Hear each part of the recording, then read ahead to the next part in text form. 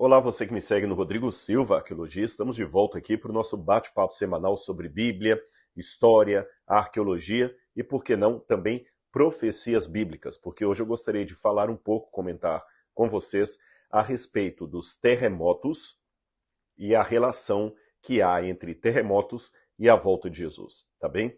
Eu estou em Tel Aviv, estou num quarto de hotel e, como você sabe, hotéis normalmente não têm uma boa iluminação. Então, espero que vocês compreendam que eu não estou numa luz controlada, não estou num ambiente de estúdio, mas eu espero que o conteúdo possa suprir qualquer carência editorial desse vídeo aqui, porque é um tema muito importante, especialmente porque todo mundo está comentando aí os últimos abalos sísmicos que aconteceram aqui pertinho de onde eu estou.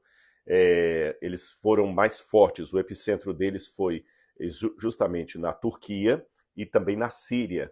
E hoje, no dia que eu estou gravando esse vídeo, porque eu só vou postar o vídeo na segunda-feira, que é o dia que você está assistindo, hoje já contam mais de 5.000 pessoas que tiveram assim perda de vida, de bens materiais nesses países aí. E Israel também teve abalo sísmico. Inclusive, anteontem aqui em Tel Aviv, esse hotel que eu estou tremeu durante a tarde. Não foi nada assim que desse medo, que fizesse a gente correr ou que soasse algum alarme, mas foi um tremor secundário, porque Israel está na mesma falha geológica desses países que eu mencionei, e aliás, no norte de Israel teve abalo sísmico mais forte. Se eu não me engano, alguém disse que foi 7 pontos na escala Richter. Agora, eu espero que até segunda-feira, quando esse vídeo estará sendo postado e você está vendo, que nós não tenhamos dados mais drásticos para apresentar, tá certo? Eu acho que agora nós devemos, inclusive ao falar desse assunto, como eu estou falando aqui, ter em mente a solidariedade, o respeito e a fraternidade para aqueles que estão perdendo tudo. Eu estou em contato com um dos meus ex-alunos que mora na Turquia, há 2 ex-alunos meus que estão trabalhando lá, e nós estamos agora numa conexão aqui para ver como vamos angariar fundos para essas pessoas lá. Então, eu já estou colocando nas redes sociais algum movimento para a gente ajudar de maneira solidária aquelas pessoas. Provavelmente vamos fazer isso através da ADRA, que é uma instituição não governamental de ajuda humanitária, e esse pessoal precisa das nossas orações, da nossa solidariedade e menos da nossa frieza e nada da nossa frieza, melhor dizendo, nada da nossa crítica, tá certo? Então, embora eu esteja aproveitando o momento desses terremotos para falar um pouquinho dessa conexão entre o ocorrido e a volta de Jesus, eu faço isso numa atitude de tremendo respeito e consternação por aqueles que perderam tudo, inclusive a vida, tá bem? Bom, vamos então ao nosso assunto. O texto que geralmente as pessoas pegam para fazer ligação entre a volta de Jesus e abalos sísmicos no mundo é Mateus capítulo 24, versículo 7, que diz assim: Porque nação se levantará contra nação, reino contra reino. Haverá fomes e terremotos em vários lugares. Eu mesmo, quando os terremotos começaram, eu postei um vídeo no Instagram falando, olha, não esqueçamos também do que esses terremotos significam, sinais dos tempos em relação à volta de Jesus. Mas eu acho que é bom refinar nesse vídeo aqui o que eu quero dizer com sinais dos tempos. Aliás, não somente eu, mas uma gama de cristãos que acreditam na volta de Jesus. O que nós queremos dizer com isso? Para não cairmos no sensacionalismo por um lado, nem no discurso piegas do outro, sabe? Um discurso não fundamentado em evidências, talvez até, como eu disse, sensacionalista e vazio. Em que sentido um terremoto pode ser um sinal da breve volta de Jesus? Essa é a pergunta. E essa pergunta se torna uma problemática quando nós sabemos que não somente os terremotos, mas fomes, guerras e outras coisas que estão elencadas no discurso de Cristo em Mateus 24 sempre existiram desde que o mundo é mundo. Por exemplo, guerras, a própria Bíblia conta, na época do Antigo Testamento, na época de Josias, na época de Davi, na época de Salomão, antes até, na época de Caleb, Josué, quantas guerras houve no mundo. A arqueologia está repleta de evidências de batalhas e mais batalhas. Só a Primeira e a Segunda Guerra Mundial, na verdade a Segunda, que foi de fato mundial, já tem, a mais recente delas, tem mais de 70 anos que terminou. Então, em que sentido eu posso tomar guerras e dizer, olha, Jesus está voltando porque está havendo guerras? Essa é a pergunta. Da mesma maneira, terremotos, fome está aqui desde que o mundo é mundo. A história de José do Egito já mostra de uma situação de fome lá atrás, na época de José. Como eu posso dizer que estes elementos são sinais seguros do fim, sendo que isso sempre aconteceu? Uma forma que alguns encontram de resolver essa problemática ou essa aparente incongruência é dizer, eu já vi muitos pregadores afirmando isso, que à medida que Jesus for se aproximando, à medida que o tempo do fim for chegando, que Cristo estiver realmente voltando, esses elementos vão aumentar. De acordo com essa interpretação, quanto mais próximos estivermos da volta de Jesus, maior será o número de terremotos, maior será o número de guerras, maior será o número de fomes no mundo. Eu confesso que já pensei assim no passado, bem no comecinho da minha carreira cristã, mas de anos para cá eu mudei o meu pensamento. Eu não hoje sou tão crédulo na questão do aumento proporcional desses elementos como evidência de que Jesus está voltando. Eu sei que muitos teólogos, pregadores famosos dizem que à medida que Jesus for voltando, vai aumentar essas coisas. Mas como eu disse, não vejo base para isso. Um autor que lança mão desse argumento é Tim LaHaye. Tim LaHaye, juntamente com outros que falam muito do tempo do fim, eles sempre apregoam que à medida que Jesus for voltando, você vai ouvir falar mais desse tipo de notícia. Hal Lindsey é outro também que fala muito disso. O Tim LaHaye, só para lembrar, hoje eu acho que é o autor mais lido no mundo em relação a novelas apocalípticas. Ele que é o autor de Deixados para Trás, que virou até filme. Também o Hal Lindsey escreveu muitos livros, anos 80, Contagem Regressiva para o Tempo do Fim, e ambos os autores e outros que também vão na mesma área, sempre lançam mão dessa hipótese, dessa teoria. O aumento de terremotos é sinal que Jesus está perto de voltar. Só que, para que eles possam fazer essa afirmação, 3 pressupostos teriam que ser verdadeiros. 3, e eu digo que eles não são. O primeiro pressuposto que teria que ser verdadeiro era dizer que, na época de Jesus, não havia quase terremotos. De modo que, quando ele dissesse para os discípulos, olha, vocês ouvirão falar de terremotos, todo mundo ia assustar, porque era uma coisa que quase ninguém ouvia falar. O segundo pressuposto que teria que ser verdadeiro para convalidar essa teoria é dizer que Jesus falou explicitamente que esses sinais iriam aumentar à medida que o fim fosse chegando. Isso também não é verdade. No texto não diz, em momento algum, haverá um crescente número de terremotos e guerras em vários lugares. Não há isso. O texto fala apenas haverá fomes e terremotos. Não fala haverá um crescente número de fomes e de terremotos e de guerras. E em terceiro lugar, a terceira premissa que teria que ser verdadeira para convalidar essa hipótese é dizer que hoje realmente os terremotos estão aumentando. Hal Lindsey coloca em alguns livros dele a ideia de que os terremotos estão aumentando, ele dá até algum número ali, já vi isso em outros autores também. Mas quando você vai procurar qual a fonte que ele utilizou para aquilo ali, você simplesmente não encontra.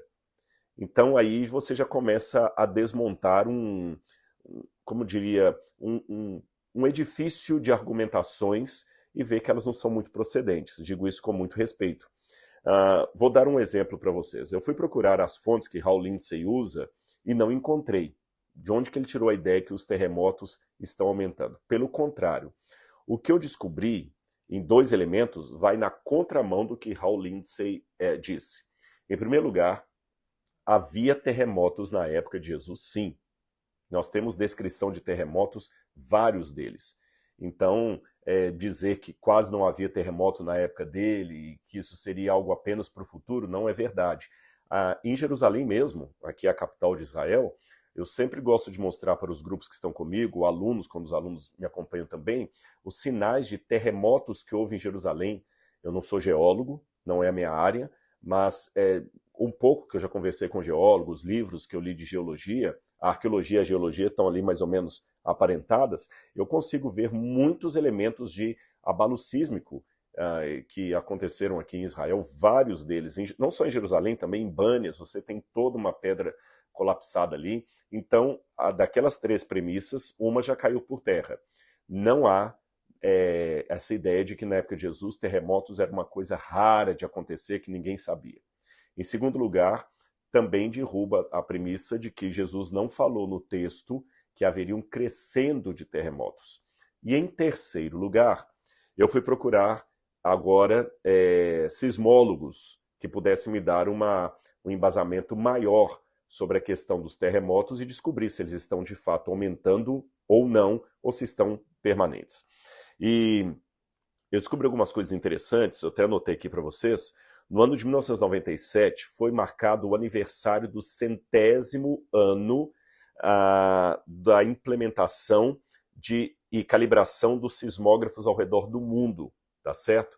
Então todos os sismógrafos do mundo, desde 1897 para cá, estão calibrados e padronizados. O sismógrafo, só para lembrar, é aquele instrumento que mede com precisão o abalo sísmico da Terra e consegue permitir tempo hábil para alertar populações em zona de risco para que saiam correndo e não sofram maiores consequências. Então, desde 1897 que eles já foram calibrados e padronizados no mundo inteiro. Na época, em 1897, havia apenas 9 estações sismógrafas no mundo. Só havia 9. E elas eram capazes de detectar, localizar e medir terremotos na magnitude de 7 pontos na escala Richter, em qualquer lugar do globo. Havia 9. Agora, hoje, em 1931, essas estações pularam para 350. E hoje nós temos mais de 4.000 estações com sismógrafos no mundo inteiro. Então eles conseguem mapear direitinho o mundo ali, quando vai acontecer e tudo mais. Eu sei que a pergunta que você deve estar fazendo foi a mesma que eu fiz, com tanto mapeamento, por que ainda acontecem tragédias como esta? Por que as pessoas não foram avisadas a tempo? Bom, eu não tenho a resposta. O fato é que eles conseguem, então, mapear no mundo inteiro e, aqui foi o que mais me impressionou, você sabia que desde 1950 para cá, o número de terremotos no mundo tem diminuído?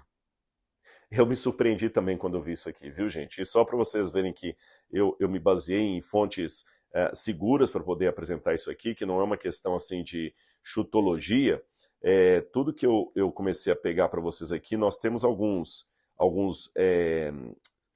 institutos mundiais que nos oferecem esses dados aqui. Você tem, por exemplo, o ZIRP Data File, que informa, também ele faz parte da United States Geological Survey. Nós temos a Worldwide Earthquake Database, e você tem o The Abe Catalog, que também são medidores que mapeiam a quantidade de de terremotos no mundo. E todos esses, juntando todas as informações daqueles milhares de institutos que eu falei com vocês que tem hoje, já detectaram que de 1950 para cá, o número de terremotos no mundo está diminuindo. Então, se Hal Lindsey e outros teólogos que apostam na ideia de aumento dos terremotos como sinal que Jesus está voltando, se isso for verdade, então a volta de Jesus está longe, porque os terremotos, em vez de crescerem em quantidade, estão diminuindo. É lógico que um terremoto hoje consegue produzir mais estrago do que no passado, porque hoje o planeta Terra está mais habitado do que na época de Jesus, tá certo? Mas não significa que haja mais terremotos hoje do que naquele tempo. Como eu falei, os sismógrafos estão indicando, os institutos de sismografia, que os terremotos estão diminuindo em quantidade e intensidade no mundo. Então, eu acho difícil apostar nessa argumentação de que sismógrafos que os terremotos estão aumentando e por isso Jesus está perto de voltar. Então, como é que eu posso agora encaixar terremotos como um sinal da volta de Jesus mediante tudo o que eu falei? Vamos com calma. A primeira coisa que me chama a atenção é que quando eu olho na Bíblia, terremoto sempre é um sinal de juízo divino, fala de Deus, decreto de Deus. Nós temos vários elementos disso na Bíblia. Por exemplo, eu notei algumas passagens aqui. Quando Deus falou no Monte Sinai, houve um grande terremoto. Quando Elias fugiu para o Horebe, ele estava fugindo da rainha Jezabel, e ele queria se encontrar com Deus, a Bíblia fala que houve um grande terremoto. O livro de Jó também fala, quando Deus aparece, que um grande terremoto surge. Quando Deus vai falar, a terra se abala. Lembra? Os salmos dizem muito isso, né? A terra se abala quando o Senhor vai falar. O livro de Atos dos Apóstolos, quando vai falar do dom que os 120 discípulos reunidos ali, homens e mulheres, receberam e falaram em línguas para aqueles homens que estavam ali no Pentecostes, diz que a terra, o lugar onde eles estavam ali, tremeu pela presença do Espírito Santo. Paulo e Silas também, quando estavam na cadeia, e Deus ali de maneira miraculosa os salvou, diz que houve também um terremoto.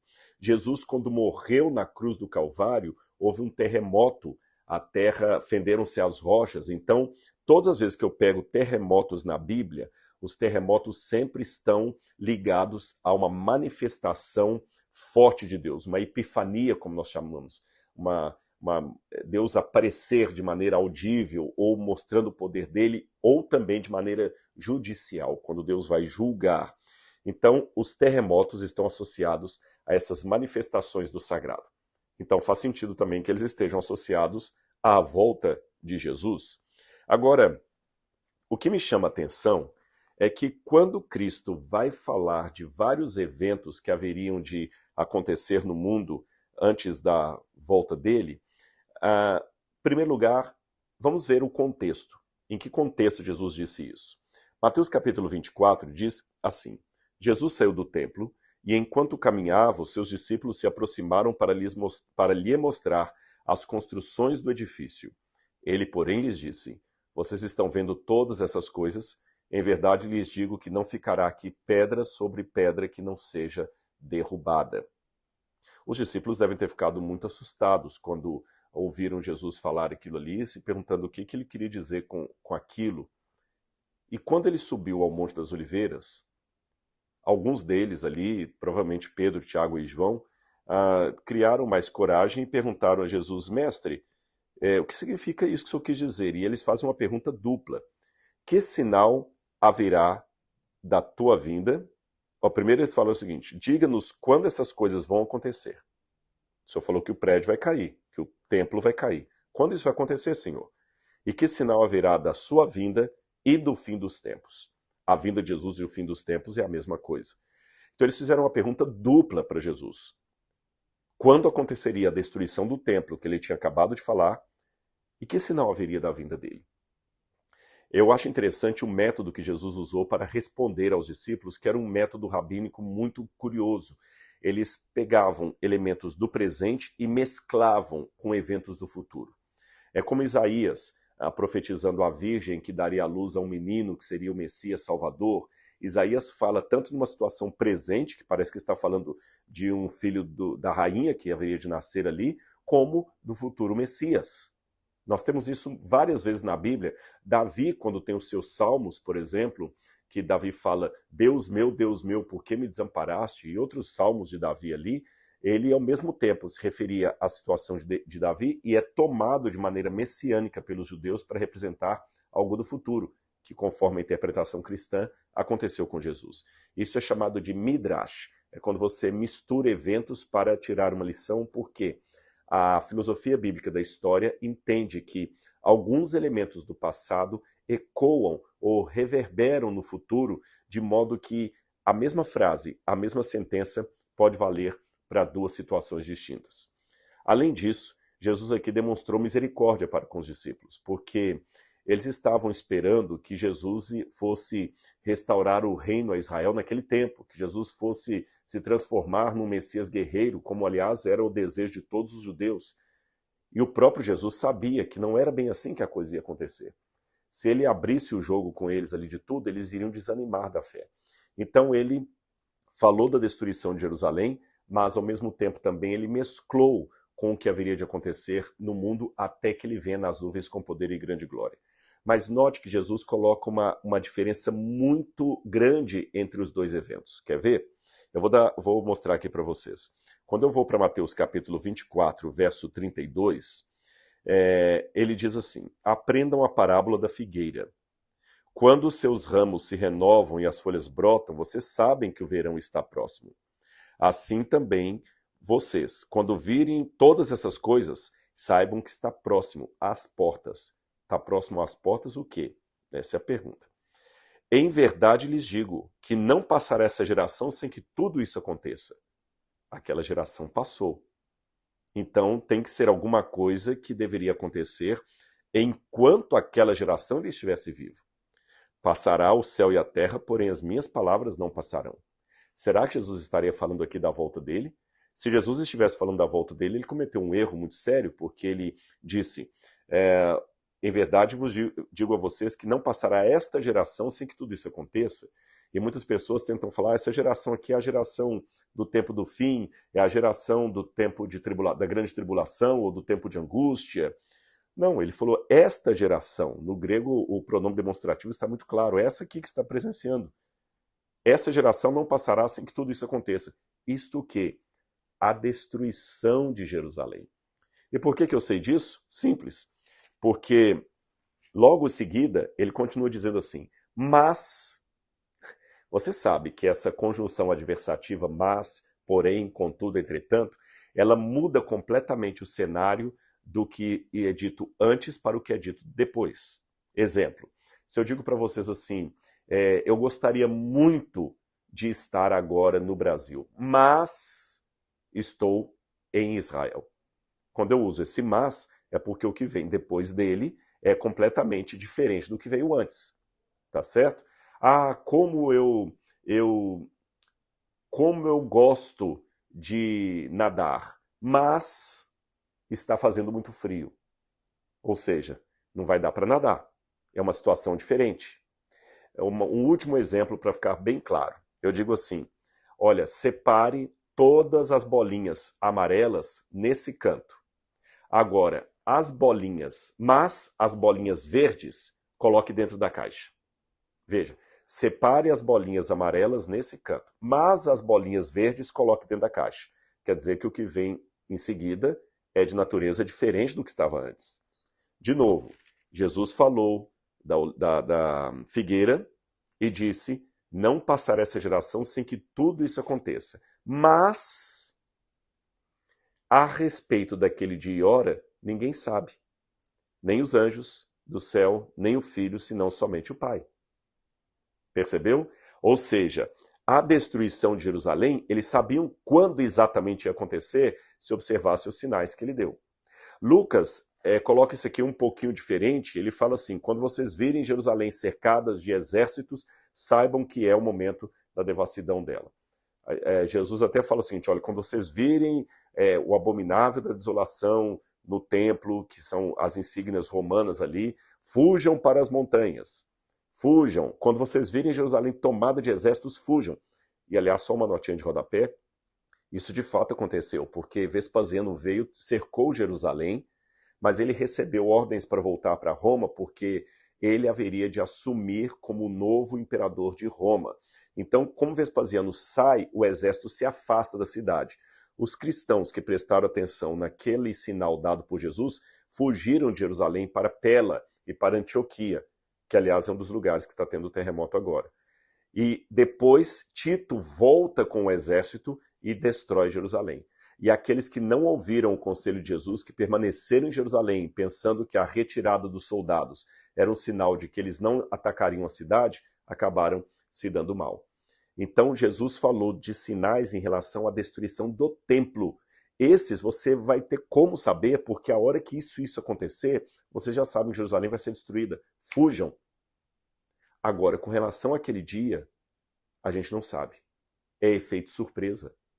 Olha bem, Jesus dá a entender que quando ele voltar, ele até compara com os dias de Noé, onde as pessoas casavam, davam-se em casamento, a mulher vai estar trabalhando no moinho, os homens vão estar trabalhando no campo, todo mundo vai estar trabalhando normal. Paulo fala, quando ouvirem falar de paz e prosperidade, que vai vir repentina destruição, o mundo vai estar tranquilo, tranquilo, o anticristo vai estar dominando, vai ter uma aparente paz no mundo, vai ser repentina a volta de Jesus.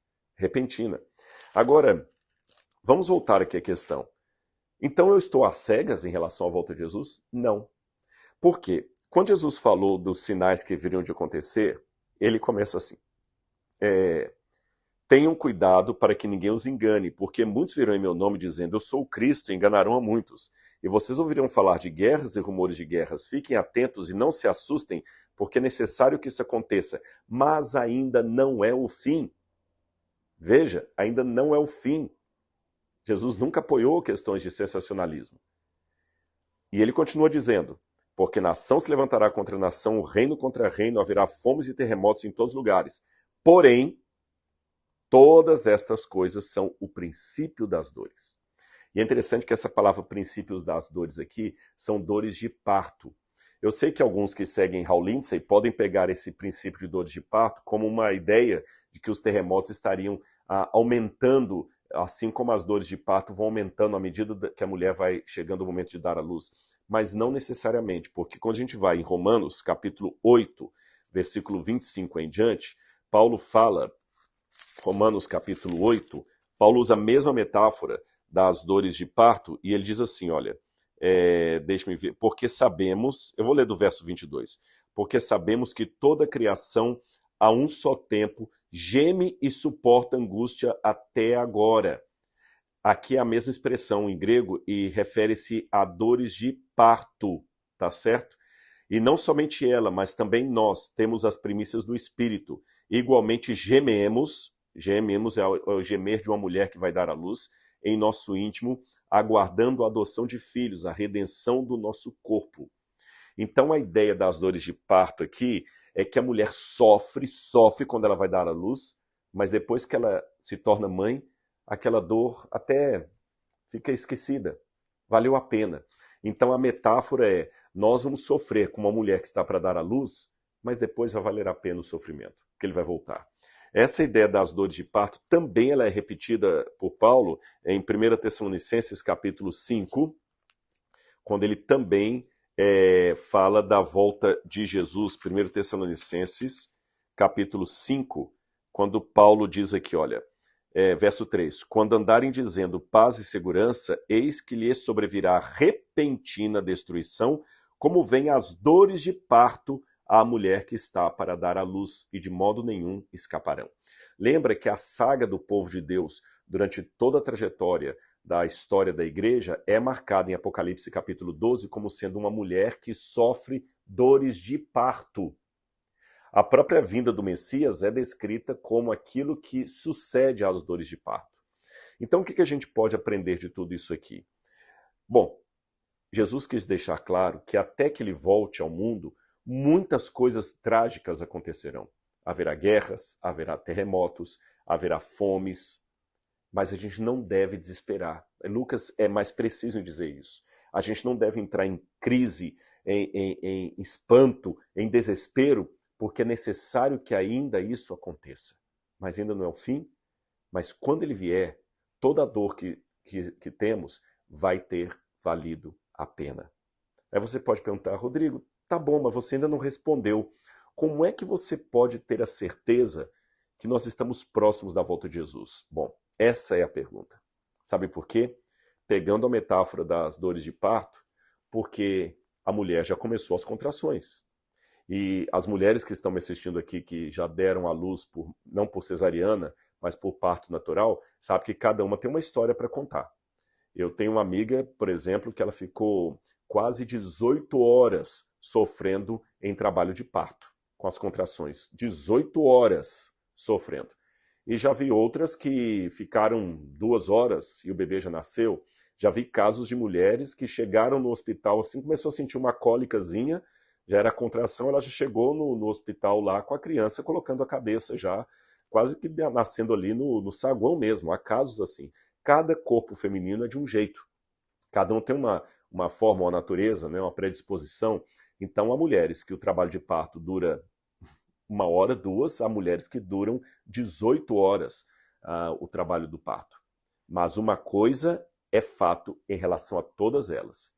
Se as contrações começaram, é porque a qualquer momento esse bebê vai nascer. Então, se estamos vendo em guerras, terremotos, as contrações do planeta Terra, Jesus pode nascer a qualquer momento, ou melhor, a volta de Jesus pode acontecer a qualquer momento. Eu falei Jesus nascer apenas aproveitando a metáfora das dores de parto. A qualquer momento ele chegará. E o mais importante é que quando o bebê sai, que os pais estejam ali prontos para receber aquela criança. Na dúvida, você não fica esperando, você não paga para ver. Se a mulher começou a ter contrações, corre com ela para o hospital, porque a qualquer momento essa criança vai nascer. E quando a criança nasce, aí vem a alegria e a felicidade daqueles que estavam esperando aquele milagre da vida surgir. É assim que eu estou esperando a volta de Jesus. Comparando os sinais como sendo dores de um parto, eu estou preparado para duas coisas. Para que esse parto, que significa a volta de Jesus, demore 18 horas simbólicas, ou seja, eu ainda fique velho e ele talvez não venha na minha geração, e também fico pronto para que Jesus volte, quem sabe antes do fim de 2023. Eu sei que hoje, analisando, eu já falei disso numa palestra que eu dei no passado, analisando algumas coisas que estão acontecendo no mundo hoje, sabe, de maneira global, de maneira assim universal, coisas que nunca aconteceram antes, eu vejo hoje, mas é uma leitura sociológica, é uma possibilidade. Eu vejo hoje elementos para que as profecias finais do Apocalipse se cumpram, quem sabe entre 5 a 10 anos no máximo. Condições políticas, sociais e financeiras no mundo para isso, há. Há condições no mundo para que o anticristo dê a sua última afronta à igreja, à verdade, nos próximos anos. Portanto, eu estou em estado de alerta, mas não de desespero, porque o parto pode demorar 2 horas ou 18 horas. O que interessa é que se está tendo a contração, a qualquer momento, essa criança nasce. A qualquer momento, Jesus voltará. E o mais importante é que eu estou ansioso para que ele venha. Sabe, mais do que ficar fazendo cálculo para tentar descobrir a data de Jesus, aliás, uma coisa que os adventistas já aprenderam desde o erro de Guilherme Miller, em 1844, é que nós não podemos marcar data para a volta de Jesus. Eu espero que os outros irmãos também aprendam com isso, porque afinal de contas não foram só adventistas, aliás, nem existia a igreja adventista, foi um conglomerado de cristãos que seguiram as ideias de Guilherme Miller, que aliás era batista. Você tinha ali batistas, você tinha conexão cristã, você tinha presbiterianos, até católicos que não eram protestantes, também seguiram Guilherme Miller. Foi uma multidão de pessoas. E eles ensinaram uma lição. Ainda que bem intencionados, não podemos marcar data para a volta de Jesus. Mas também não podemos cair no extremo de achar, é só mais um terremoto. Isso aí sempre aconteceu. Porque Pedro também falou que muitos iriam chegar no fim do tempo falando assim, olha, onde é que está a promessa da sua vinda? Porque desde que os nossos pais morreram, tudo permanece como sempre está. Aí o apóstolo Pedro, na sua carta, responde a esses críticos dizendo, eles se esquecem que também por longo tempo houve céu e terra, até que veio o dilúvio e os tomou a todos. Esse céu que agora vocês estão vendo está sendo esqueci a palavra que ele usa agora, entesourados, essa é a palavra, entesourados para o fogo. Então, meus irmãos, pode ser que Jesus demore, mas pode ser que ele venha a qualquer momento. O terremoto que aconteceu próximo de onde eu estou foi mais uma contração do parto profético da humanidade. E terremoto por terremoto, eu me lembro, e quero terminar com esse texto aqui de Isaías capítulo 13, versículo 13. Isaías 13 fala de um terremoto e olha que forma interessante. Portanto, farei estremecer os céus. A terra será sacudida do seu lugar por causa da ira do Senhor dos Exércitos e por causa da ira do seu ardente fulgor. E ele diz por que da sua ira? Porque o Senhor se compadecerá de Jacó, diz agora o capítulo 14, verso 1, e voltará a escolher Israel, estabelecendo-a na sua própria terra. A eles se ajuntarão os estrangeiros, e esses farão parte da casa de Jacó. Os terremotos que Isaías menciona aqui, que ele fala que iriam acontecer, são os terremotos que sacudirão os povos do mundo, que alertarão as pessoas, que deixarão muitos desesperados, angustiados. Mas para o povo de Deus, é o sinal de que o descanso está vindo. Continuo lendo Isaías agora, o 14, verso 3 em diante. Povo de Israel, no dia em que Deus vier a dar-lhe descanso do sofrimento, das angústias, da dura servidão que lhe foi imposta, você proferirá esta sátira contra o rei da Babilônia. Como cessou o opressor, como acabou a tirania. O Senhor quebrou o bastão dos ímpios e os cetros dos dominadores, que feriam o povo com furor, com golpes incessantes, com ira dominavam as nações, com perseguição eles agiam. Aí diz, o verso 8, até os ciprestes se alegram por causa de você, e os cedros do Líbano exclamam, desde que você caiu, ninguém vem mais para nos cortar. Em outras palavras, Deus está prometendo na Bíblia que ele em breve voltará. Jesus virá nas nuvens com poder e grande glória. Eu sei que está demorando muito tempo, já tem 2000 anos que Jesus esteve aqui e a promessa ainda não foi cumprida. Mas eu continuo esperando. Sabe por quê? Eu confio em quem fez a promessa. Eu aprendi, fazendo 2 doutorados, que há muito mais coisas que eu não sei do que aquelas que eu sei. Há muitas coisas que eu só conheço de passagem à distância. Eu, por exemplo, para chegar até Israel, vim num avião onde eu não entendo bulufas. Como é que coloca aquilo no ar, como é que decola, como é que aterriza. Não faço a mínima ideia. Eu não faço a mínima ideia como escapar de uma tempestade no céu, na altitude de cruzeiro. Não faço a mínima ideia. Mas quando eu entro no avião, eu sento e relaxo, porque eu sei que o piloto entende mais do que eu e está preparado para conduzir o avião até o seu destino final. E quando há uma turbulência, alguma coisa assim, ou algo que eu não estou entendendo, um atraso, por que o avião ainda não saiu, sabe quando a gente fica nervoso? Bom, existe alguém lá na cabine que sabe mais do que eu. E se o avião não decolou, ele tem alguma informação que eu desconheço, mas ele é o especialista e não eu. E este exemplo poderia ser dado para várias outras carreiras, das quais também eu não domino nada. Isso pode valer para um advogado que vai me dar um conselho que não faz o menor sentido, mas ele que sabe como montar uma peça jurídica. Vai valer para o meu médico, que vai me orientar em certas coisas que eu falo, mas eu não estou vendo diferença nenhuma. Ele sabe o que está fazendo. Ora, se eu confio assim em especialistas humanos, apesar das falhas que eles cometem, por que não confiarei no especialista maior que não comete falha alguma? Realmente, eu não entendo por que o avião às vezes atrasa 40 minutos para decolar e todos estão impacientes ali dentro da cabine. Mas se o piloto sabe, alguma razão há.